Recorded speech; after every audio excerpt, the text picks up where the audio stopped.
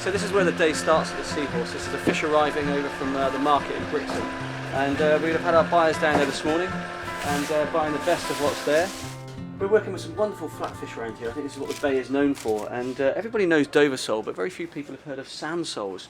And you know, you'd be hard pressed to tell the difference between a sand sole and a Dover sole. We've skinned these, and but the flavour of them is absolutely brilliant. We just sprinkle them a bit of oregano, a bit of thyme, some fennel seeds, some breadcrumb, olive oil, and then we just grill them slowly over the fire, and they're absolutely fantastic. They really are. Brill is just coming into roe now, but you know, we would have bought this off the market this morning. We have the fins trimmed off, and we just split it down the back. But I mean, this is save a little bit of work in the kitchen because we are so busy, and the fish prep takes so long. We just take the local seafood, we do very little to it, we just cook it over a fire in the corner of the restaurant, and we get a tray out to show people. It's all about the local seafood for sure. Because the sea is, you know, 5 metres from the restaurant, then it's hard to imagine that we wouldn't be using sustainable produce.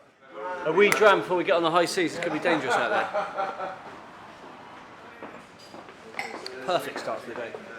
This is the moment before dreams are dashed. We're with Mitch outside the Seahorse, about to head out into Start Bay with fresh lines and our hearts full of hope. But apparently this is the worst time of year to fish. Our chances are slim, but we're very hopeful.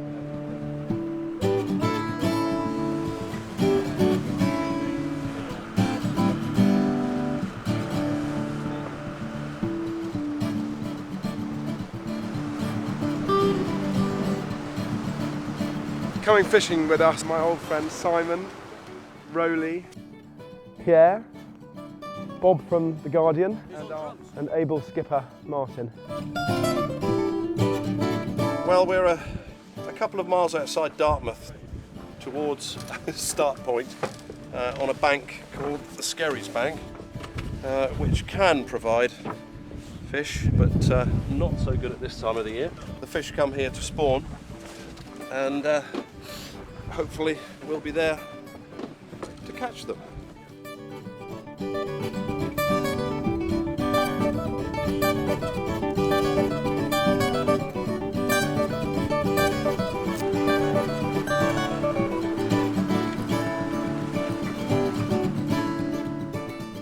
So Mitch, when you buy fish for the restaurant, how do you tell what is sustainable, what is good fish and what isn't? How on earth do you know?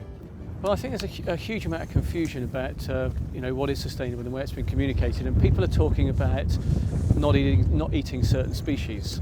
We're pretty okay down here. This whole fishery is sustainable, so everything that's within it is being sustainably fished. The fishery is under so much control that it'd be difficult to sort of say one species is more sustainable than the other. For instance, down here there's no quota on lemon soles, there's no quota on turbot, and yet you read in the paper all the time not to eat turbot, and so it's a big confusion. But that's fine for you because you live in Brixham, you know the fishermen. Yeah. But if I'm buying fish in London, how can I tell? Well, you want to be looking for fish that's caught from the south coast. I mean, the two big things is, one is MSC fish, obviously. I mean, you know, MSC is a clear winner when it comes to identifying species and fisheries that are sustainable.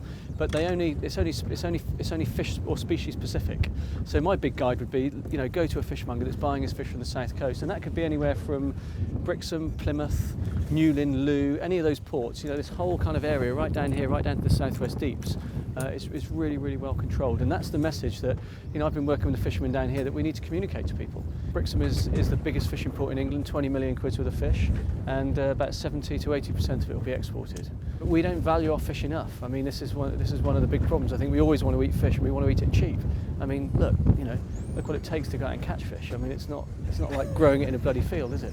And all the cost of it. So if we were prepared to pay more, then we would probably keep all of our fish.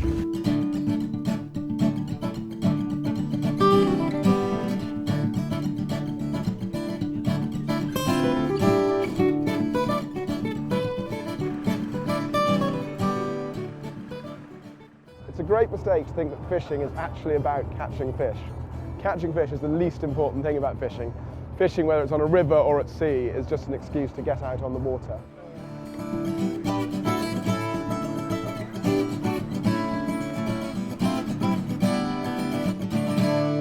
Well, that's fishing for you. We didn't catch anything at all, but that's just the way it goes. But I managed to rob some John Dory from the restaurant earlier, Now John Dory is a wonderful fish. It has this amazing kind of lovely firm white texture, and look how fresh it is. You can still see that lovely golden skin, a real telltale sign when it comes to buying fish. And I've got a couple of local scallops as well. So we've got a limited stove, but even with just one pan you can do something really, really interesting. I'm just going to cook it in a little butter with some anchovies and capers. Great flavours, work lovely together. And all you do is get a nice hot pan, so a little butter in the pan. We'll just wait for that to really start to bubble. Okay, so the fish is in the pan. I'm going to let that adjust. As soon as the butter starts to foam, just move it around in the pan and spoon it over the fish, just to avoid it burning and just to crisp up that skin of the fish. I'll add a couple of scallops in there. It smells absolutely wonderful. So it doesn't need cooking for too long, just a couple of minutes. You don't need to fiddle with it too much in the pan. It's just important to keep basting it with butter so the fish is... I love butter in fish. And that's been cooking for probably about 4 minutes now. And you can just see the flesh of the fish. It's lovely and white. It's not properly cooked all the way through yet. It's another minute and a half.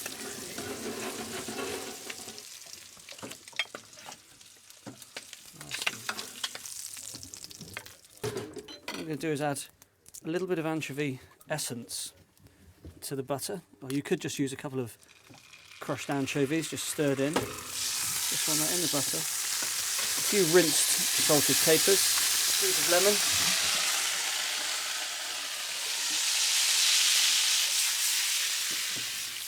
chopped parsley, and then that. For a little taste, can just go over the fish. And that just shows you can cook fish just about anywhere with only a few ingredients. May I? Wow. It's not scallops. That is fantastic. Oh, black butter sauce. Oh, it's so good. It's really good.